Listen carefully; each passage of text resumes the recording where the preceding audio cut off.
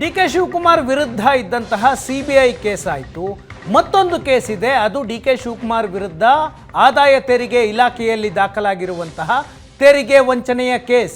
2017ರಲ್ಲಿ D K Shivakumar ಅವರ ಮನೆಗಳು ಕಚೇರಿಗಳ ಮೇಲೆ ದಾಳಿಯಾಗಿತ್ತು. 2017 ಆಗಸ್ಟ್ 10ನೇ ತಾರೀಕು ಈಗಲ್ಟನ್ ರೆಸಾರ್ಟ್ ಮೇಲೂ ದಾಳಿಯಾಗಿತ್ತು. ಸದಾಶಿವನಗರದ ಮನೆ, ಡಿ ಕೆ ಶಿವಕುಮಾರ್ ಅವರ ಆಪ್ತರ ಮನೆಗಳ ಮೇಲೂ ದಾಳಿಯಾಗಿತ್ತು.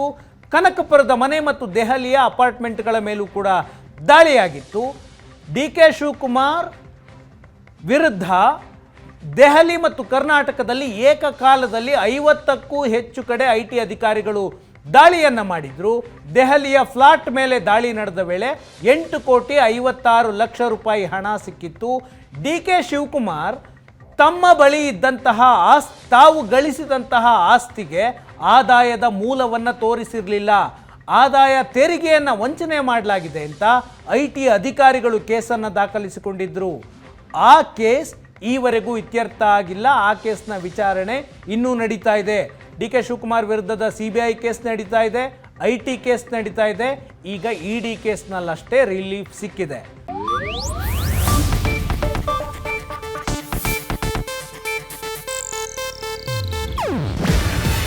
ಇದು ಏಷ್ಯಾನೆಟ್ ನ್ಯೂಸ್ ನೆಟ್ವರ್ಕ್ ಪ್ರಸ್ತುತಿ. ನೀವು ನೋಡ್ತಿದ್ದೀರಾ ಏಷ್ಯಾನೆಟ್ ಸುವರ್ಣ ನ್ಯೂಸ್.